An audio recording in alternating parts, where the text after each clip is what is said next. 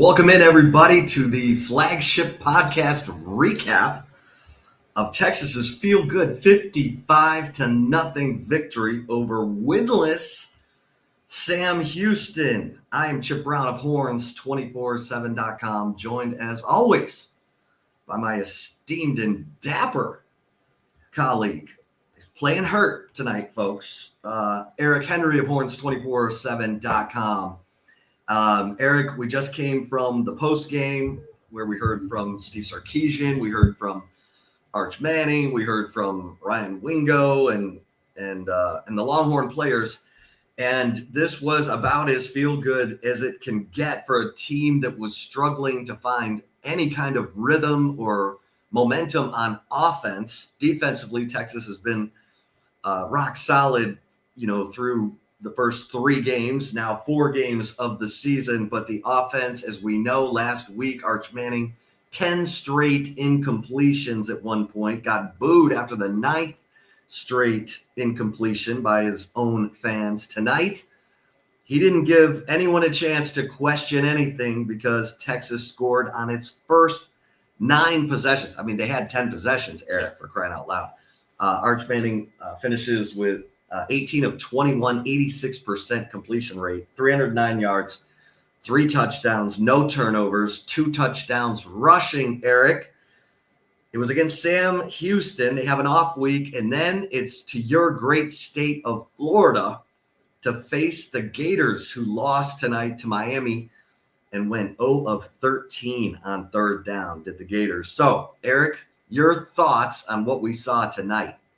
Yeah, Chip, first off, as always, appreciate everyone joining us. Just like we are during the week, we're up on Instagram as well as YouTube, Twitter, and Facebook. So thank you to everyone who hangs around for the post-game reaction from Chip.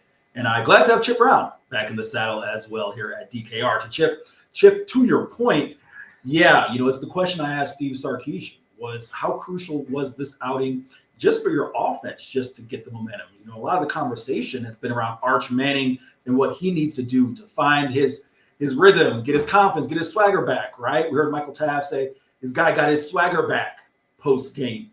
And all of that is true, but I felt when, your leader, Chip, doesn't necessarily have their swagger, that permeates down to the rest of the offense, right? Most notably, the wide receivers.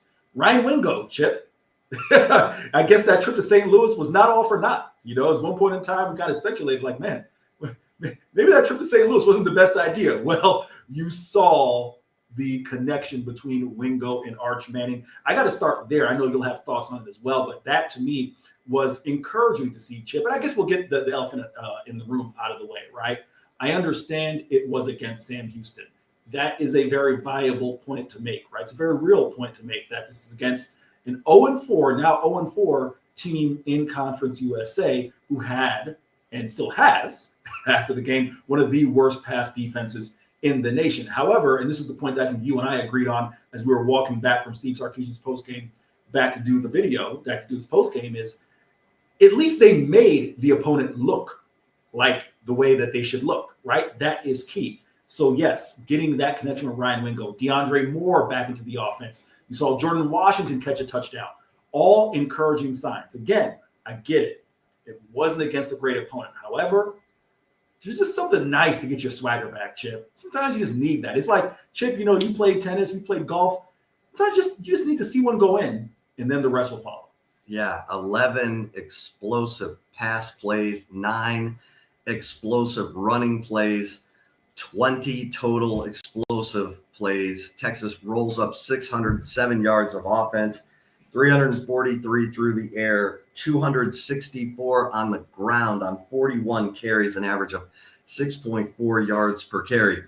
So Eric, and there were a lot of superlatives, 10 tackles for loss, 5 sacks. Heck, Brady Sarkisian, Steve's walk-on linebacker son, had a combined tackle for loss there at the end of the game. So it was a feel-good game for just about everybody. You mentioned Ryan Wingo, 4 catches, 93 yards, 2 touchdowns. DeAndre Moore comes back from the concussion. He's very productive as well. And then, the running game, we saw Jarrett Gibson limp out of the game, but he came out of the medical tent under his own power. He looks okay. And so, again, just a ton of positives on the offense, a ton of positives on the defense. I mean, Colin Simmons had a sack on the first play of the game. So you knew it was going to be a great night for Texas when that happens. And then Arch leads a 12-play touchdown drive. And as we said, Texas scored on 9 of their 10 possessions tonight. And Ryan Niblett, on special teams, a 49-yard punt return. He's starting to stack good games, and he's playing more of a role in the offense. Eric, my question to you is, how much of this can carry over to the Swamp in 2 weeks when Texas opens SEC play against the Gators? How much belief do you have, particularly in the offense? Chip, I'm glad you specified the offense, right? Because you asked me to believe I have in Texas defense. I think that can carry over. We know Florida is what now? 1-3 if memory serves me correct. 1-3 after the loss. However, Chip, it was a 17-7 game or something like that, deep into the fourth quarter. My point is, for whatever you want to say about Billy Napier and the Gators, and maybe, Chip, maybe 2 weeks from now, maybe that's the game that the Gators just phone it in, right? And so I realize every hope and dream we had to this season, we can't, or they're not close to achieving it, and maybe they phone it in, right? However, just looking at things on the surface now, if there's one thing that you can't question about the Florida Gators, it's their defense, all right? Quite frankly, they have a quarterback that's probably putting that defense in horrendous situations to have to go play defense time and time again. So to your question, how much of this can carry over? I do think that there's a confidence. I think there's a swagger that will carry over. As I said, there's something about just seeing the ball go through the hoop that I think can carry over. But speaking from a substantive level, and I don't want to be the guy to, be the bad guy. There wasn't much of anything that I saw tonight that I feel like, hey, you just rinse and repeat against Florida, right? It's a much higher level of competition. I'm not saying it's Ohio State, but if I had to try and find something that was encouraging, that isn't just vibes, right? I was encouraged by the young running backs. I thought Jarrett Gibson ran really hard, really well. I was encouraged by DeAndre Moore. I think you and I both agree that DeAndre Moore brings something to this offense that when, hey, they're not completely out of rhythm, Demo adds a variable that you have to account for. I think those things can carry over. But again, I want to be very clear. Yes, the vibes are great. And yes, it's great to see the ball go through the hoop. But there has to be a measure of this was against a horrendous defense, an offense that was not equipped to compete against Texas's defense. So don't just think you're going to come in and everything's great. So I guess, Chip, I'm answering your question by saying I need to see more. Yeah, and let's see what the crowd in the Swamp is typically a nightmare. And we know that Arch Manning has made one true road start. That was at Ohio State. And it did not go well. It was erratic. Has Arch Manning broken through a glass ceiling, gotten out of his head, and just, got back to playing football? We'll find out against that talented Florida defense. But no doubt this Texas defense can keep Texas in just about any game. So, some little housekeeping notes. Eric, Xavier Filsami, Kobe Black, Warren Roberson do not dress for this game. Steve Sarkisian said they were nicked up, and he felt like we had enough depth to get through this game without those guys having to exacerbate an injury. Cole Hudson, the center who has turf toe, did not play tonight. But we did see Levon Johnson make his debut for Texas, and he ended up with a tackle for loss. We saw Jonah Williams, the top recruit in Texas's number 1 ranked 2025 recruiting class. He was on kickoffs for Texas and was spirited with the crowd. That's exciting. And so, this was what you want from a game like this, where Steve Sarkisian's had 75 players played in this game. Of course, 85 scholarship players. But one player we did not see, Eric, was Trey Owens. Yeah. It was Matt Caldwell coming in at midway through the third quarter for Arch Manning, and then it was KJ Lacey. And we know that Trey Owens redshirted last year, so I don't even know. We didn't get a chance to ask Steve Sarkisian about it. We'll ask him about it Monday. But your thoughts? When I think of that situation, I'm kind of split, Chip, because I do firmly believe some guys are just gamers. And I think what we've been able to glean, and I'll be curious, I'll pass it back in a second, if you read anything into this or not, you think it's fair or foul. No, to Matt Caldwell. Trey Owens' issue has been consistency in practice, right? Needing to be able to do it not just one time and then have a bad throw, or not just one time and have a bad rep, but doing it consistently. I do wonder, because you see all the physical tools, right? 6'5", 225, 230. All the physical tools are there. You wonder with Trey Owens, at least I do, is he just a gamer? With that being said, I think to be completely transparent, Chip, if Steve Sarkisian didn't have confidence in Trey Owens, Matt Caldwell wouldn't be here. And I think it was pretty glaring to see, unless there's an injury we don't know of, let's put that out there, that KJ Lacey was next quarterback up. So I kind of waffle back and forth between, is this a guy who's just a gamer? And quite frankly, again, I also say this, Chip, quarterback is a spot that at a certain point in time, you just need reps to figure out, like, hey, you either have it or you don't. And those aren't coming for Trey Owens anytime soon here at Texas with Arch Manning in tow. Yeah. We'll continue to obviously watch that situation. Another player who had an outstanding game, Jelani McDonald, who had a tackle for loss. He had an interception right at the end of the first half. He's making plays all over the field. Eric, you had a chance to talk to Jelani McDonald after the game. He's stringing good games back to back. That's 2 games in a row with an interception for Jelani McDonald.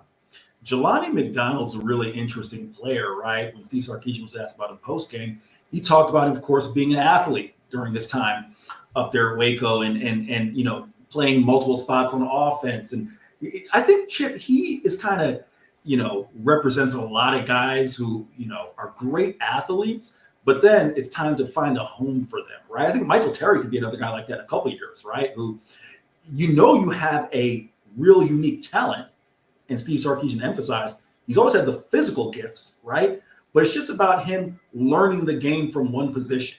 And whether it was Steve Sarkisian or Jelani himself post-game, they really emphasized how much Michael Taft helped in his development. The thing I wanted to ask Jelani in terms of his play in this season is, how ready does he feel? How ready does the defense feel for SEC play? And he said we're excited. We feel that we're ready to go out there and compete with the best teams in the nation, similar to how they did at Ohio State. And they want to prove that what they've been able to do the past 3 weeks, and quite frankly, in Columbus, is not a fluke. They want to go do it in SEC play week in and week out. Both he and Trey Moore emphasized that when I spoke with them post-game. Yeah, Steve Sarkisian saying earlier this week that the defense has been having more fun this season than the offense. Jelani McDonald having a lot of fun. I had a chance to talk to Ryan Wingo after the game. Ryan Wingo was, excited about the offense's showing tonight. He also said that he needed to make sure he was taking care of his end of the deal. That, the coaches said, hey, not every ball is going to be right, in stride in your hands. You're going to have to go down and scrape some balls up off the ground and make some tough catches. And Ryan Wingo said, I've got to be better. He had a great night tonight, obviously. The 53-yard touchdown catch. And he also had a 32-yard run in this game, Eric. So Ryan Wingo, having a big game, couple touchdowns. And remember, as bad as Arch was a week ago with the 10 straight incompletions, he did finish that game 7 of 10. And in those 7 completions, 3 of them went to Ryan Wingo, one of them for a in-rhythm 4-yard touchdown pass, and Ryan Wingo said, they're building something. He and Arch Manning are building something. And Arch Manning said tonight, it was just good to be out there, playing football again. He said he probably should have been flagged for taunting when he ran in for the 2-yard touchdown run. He stood over a Sam Houston linebacker. He said he apologized profusely because to the ref, who he said ripped his ass. Correct. But he said he did not say anything to the Sam Houston linebacker. He just stared at him. But your thoughts on Ryan Wingo and Arch Manning getting it going and Arch having his swagger back? Yeah, I'll work in reverse. That linebacker, Antavis Fish, I'm going to credit him for showing some restraint because this was my thought, and I don't say this to be hyperbolic, Chip. When you're a linebacker on an 0-3 team and you can see what's coming, Chip, we've seen players show less self-constraint for much less than what Arch Manning did to him. So I'm going to credit Antavis Fish for not, just punching Arch Manning. I mean, be serious. We've seen players show less restraint for that. I'm going to be honest with you. Listen, I'm sure he'll get some criticism for it. He deserves it in that sense, right? That would be a penalty, probably a more high-profile game. But we talked about it to open the show and talk about it in the postgame. Steve Sarkisian talked about it postgame. Arch just needs his swagger back, right? And I think if you're a Longhorn fan, what you want to take away from that is your quarterback's feeling confident, right? That Chip, at his core, I think that's who Arch Manning is as a player. To be clear, I'm not talking about Arch Manning as a person. We saw his father, Cooper. Chip, I don't know if you caught that Cooper came in the postgame. Saw him in the postgame. Came in the postgame and lobbed a lighthearted question to Arch to end things about it. His brother, hi. I'm not saying that's who Arch is as a person, as a young man, but as a player, I think he's that guy, right? We saw that last year, right? With some of his dancing and some of his celebration. That's him. So that's an encouraging thing if you're a Longhorn fan. You just probably want to tone it down a little bit because in all likelihood, that should have been a 15-yard penalty, right? Working back what you said about Ryan Wingo, yeah, I talked about it a little bit earlier here. I do think it's significant to see those guys get on the same page. I talked with Wingo, I think it was after the UTEP game, if memory serves me correct. It should have been that game. And Ryan said, I'm not worried about getting on the same page with Arch. That's going to happen. We're going to be on the same page. It was nice to see that. And Chip, again, let's not understate it, right? I know you'll touch on this in some of our coverage after the game. For Wingo, another guy who was called out by Steve Sarkisian as pressing a little bit, right? Both he and Collinson's were called out. Nice to see one go through the hoop for him as well. So very significant. Yeah. We're starting to see that this team is explosive. Remember after the Ohio State game, people were like, wow, Texas is not explosive. Well, hitting guys in stride with passes shows their explosivity. Ryan Wingo running by guys and catching passes in stride, like a 53-yard touchdown, reveals that explosivity. And Ryan Niblett is, he's kind of morphing into that Jaden Blue, Keelan Robinson role. Niblett had a 6-yard run. He had a 39-yard reception and the 49-yard punt return. We're starting to see Ryan Niblett and that speed become a factor in this game. I also want to say, James Simon, he had 9 carries for 50 yards. That's 5.6 yards per carry. Outside of Matt Caldwell's 50-yard run in the fourth quarter and Ryan Wingo's 32-yard run, James Simon had the best yards per carry average of the backs outside of Ryan Niblett's 1 run for 6 yards. James Simon's got the goods, Eric. I'm just saying. But look, it was a feel-good Saturday. It was a romp. The defense outstanding. The offense got its swagger back. Can they maintain that swagger in the swamp against the 1-3 Florida Gators, who lost to the Miami Hurricanes tonight? Eric, any final thoughts before we sign out from DKR? Yeah, I'll touch on a unit we didn't touch on during our post game, special teams, right? You talked about Niblett, of course, what he's brought, but Mason Shipley, 2 of 2, got them both to the uprights. Jack Bomeister as well. I believe yards per kick here, 53, got a 58-yarder as well. So nice to see the special teams coming along. You noted it at the beginning of the game. Matthew Shipley, I'm going to do this all year. Mason Shipley kicking off for Will Stone. So I guess that's something, I don't want to make a mountain out of a molehill, but, Shipley has a strong enough leg. He can get the job done. So all in all, good special teams performance as well, Chip. Yeah. All right. Good stuff. Head over to horns247.com for all of our post-game coverage. For Eric Henry, I am Chip Brown. Until next time here on the flagship podcast, on the Horns247 YouTube channel. Feel free to like and subscribe. Until next time, stay safe and keep